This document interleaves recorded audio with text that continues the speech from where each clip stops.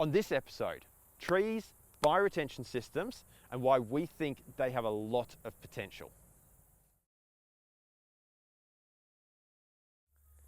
Hey everyone, and welcome back to Ideanthro. In episode 93, we were in Townsville showing you a bioretention system with some trees in it and talking about the density of trees that we need to put in these systems. Well, that was a little bit out of order because there's some context that we need to throw in here about why we are so interested about trees in bioretention systems. So that is what we are doing today and over the next few episodes. What we have here behind us is the Hoyland Street bioretention system. This bioretention system is in Brisbane.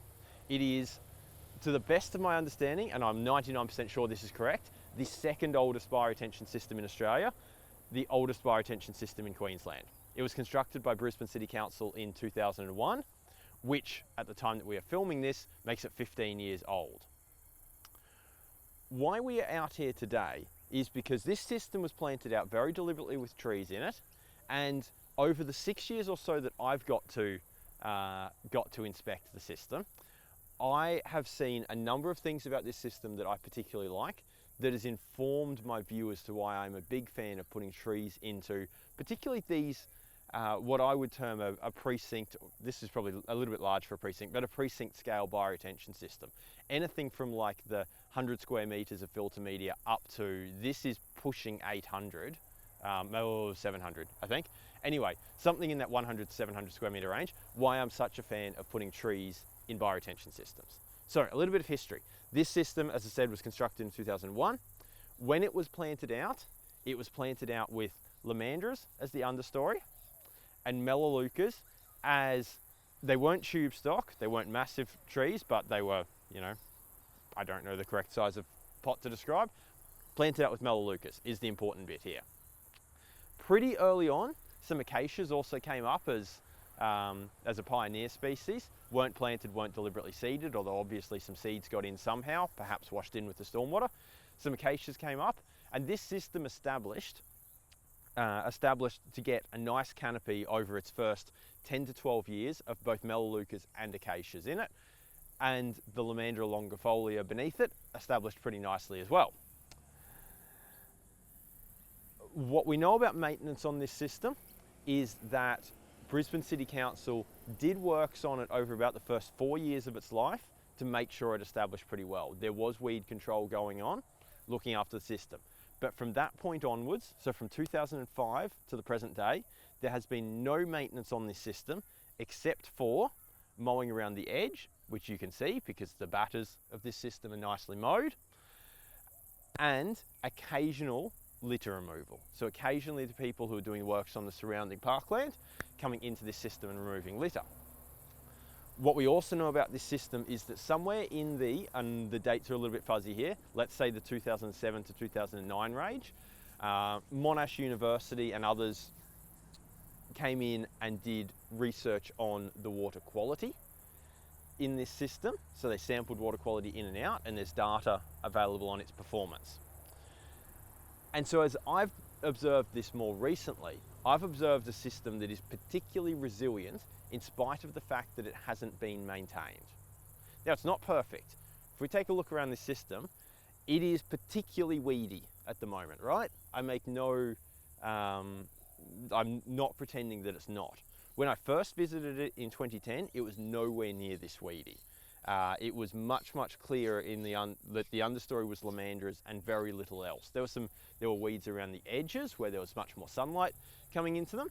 But as soon as you got into the center of the system, not particularly weedy at all. And this is the first reason that I started to go, okay, this is why I'm interested in trees in bioretention systems, because it became, well, I was going to say it became apparent to me, but what I should say is what I concluded was that the trees and their canopy was creating shade and leaf drop that was helping to suppress the weeds and keep them at a lower level and a lower extent than what you would expect if you had this exact same system without a canopy.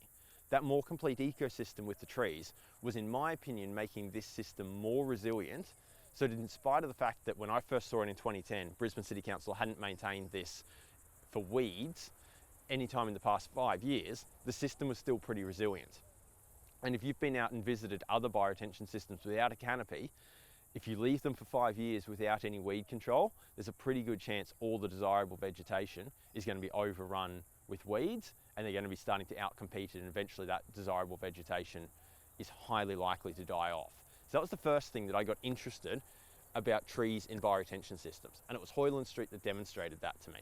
If we take a little walk into the centre, I'll show you what, actually tell you what for a second, Ben, do you want to just make a pan? We'll see if we can pick this up, just so people get an extent of how it's relatively weed-free in this section down here, but much more weedier as you pan off to the left there. So I just want to give you a feel for what this is like at the moment. So you can see lots of Melaleuca trees. You'll also pick up some of the acacias as well. They have died off. So when I first came to see this system, again in 2010, there were lots of acacias through this. It was a very, there was probably very even numbers of the Melaleucas and the acacias. In the past 2 to 3 years, the acacias have died off like just poof, overnight. Quite probably, they're a pioneer species, they're pretty short-lived. That is to be expected. That's not a massive surprise that that has happened, but it has also coincided with this period in time where the system's got more weedy. Potentially that's allowed a little bit more light in and allowed the weeds to go a little bit better, or maybe it's just that, you know, because of the shade, because of that weed suppressing ability, the first 5 years the weeds were slow and eventually they've got a foothold and got in. Anyway, I want to take you into this system. We'll try not to trip Ben up as we move in here, to give you an indication of what it looks like when I first saw it. So if you're able to make your way in. So when I first saw this system, the vast majority of the inside of the system looks like this patch that we are in now. Now obviously there are, you know, little bits of weeds all over the spot, but what you see is it's not overrun with weeds, right? So when I first saw it, the first metre or two when you entered from the outside had plenty of weeds because it's edge effects, right? There's lots of sunlight, it's that transition period, so there were lots of weeds there, but as soon as you got in and there was a canopy, this system was particularly clear, particularly free of weeds, similar to what this is now. Now on the upper end of the system, well actually here's a good example of it. There are parts of it like this section over here where stuff has just run in from the edges and is definitely taking over at this point. So that is changing at the moment, but I wanted to give you an indication. The other thing that we saw, and we've always been able to see in this system, is how the leaf matter is building up on the surface. Do you want to come in real close, Ben? So all this leaf drop is being dropped by, you know, the Melaleucas and the few acacias that are still in here, also bits of Lomandra that are falling off. We dig into it and then we get down, we see stuff that's starting to break down a bit more. We get, wow, all this root growth. You pick like this sort of stuff, it's really rooty in here. And then we get down into the filter media that's still beautiful and it's like a proper soil. It's a really nice growing media. And so that's the next thing that I've grown to really like about the Hoyland Street system or that Hoyland Street suggested to me and started to teach me, was that if we have the trees and the canopy and the leaf drop, we start to get a much more complete ecosystem like a forest, right? Where, you know, you start out, you specify your filter media, it has some organic matter in it because that is a necessary component if you want plants to grow. And if you have a system that doesn't have trees and it doesn't have the leaf drop, then eventually that organic matter breaks down and you end up with a soil that's devoid of leaf litter, devoid of organics, which just isn't good for the plants to grow in. What I've observed is that in systems with trees, you get much more leaf drop and you start to accumulate organic matter in the system and you start to get this replenishment of the organics in the soil, which is good for the microbiology, good for the biota that lives in there, and you get a much more complete and much more resilient ecosystem. So the trees are doing a few things. They're shading out the weeds, they are dropping leaf litter on the ground that helps to mulch and suppress any weeds that want to come up from seed, although clearly some still can, like whatever that is. But also they're making the soil and the growing media much more hospitable for everything else to grow in here. So these are all the positives that I liked from this system, and this is what started to teach me about trees in bioretention and why I became a big fan of it. Now I'm really keen to observe this system more over time, because as I say, we're in this flux period where it is changing. It was, for the first few years that I saw it, relatively stable. There wasn't this weed ingress, and then over the past couple of years we've got more of it. What I do notice, and I wish that I had photos that I could flash up and show to you of what the canopy was actually like from the inside looking up, what the canopy was actually like when I first came here, because it was really closed out.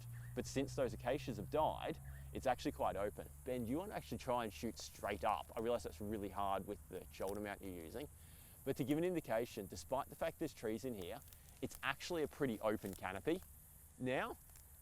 And I suspect, but cannot prove, that the reason that we now have weeds running in here is exactly that. We just don't quite have enough canopy in here anymore to really shade it out. So it's going to be great to watch this over the next few years and see what happens.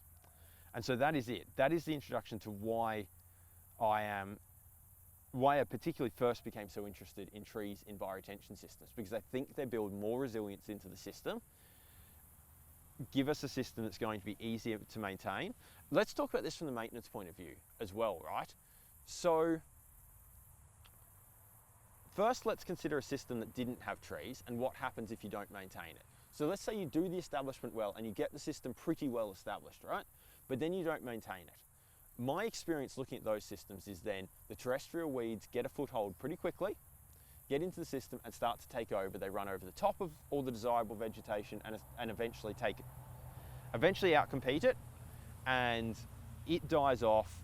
And if you then come in and do maintenance, you remove those weeds and you end up with a bare system, because the desirable vegetation's gone as well, and you have to pay a lot to replant. In a system with trees, I see a couple of benefits from a maintenance point of view. First up, if you don't do maintenance for a little while, my observation is that the weed ingress is slower. So you buy yourself more time to then be like, okay, I didn't do it as regularly as I should, but when I do come in, the weeds haven't taken over quite as crazily. Now, they might have gone to seed and you might have a weed, like a persistent weed problem, but at least they haven't killed off the desirable vegetation, so you don't have to buy new plants to replace them. Second to that though, that even if you did have a system where you left it for a long, long time, like this has been left, because it's had no maintenance for more than 10 years now, no weed management maintenance for more than 10 years, if you did leave it for a long, long time and then decide to come in here and do a weed sweep, right? And you knocked off all the weeds and then found that, in some spots it's pretty bare. What you still do have regardless is the trees. And trees like Melaleucas do a really good treatment function. So, if you have the canopy in there, the weeds can never knock off all the most desirable species. So if you do then decide to do a weed sweep and for some reason don't replant straight away, you still have a somewhat functional system because the trees are doing something.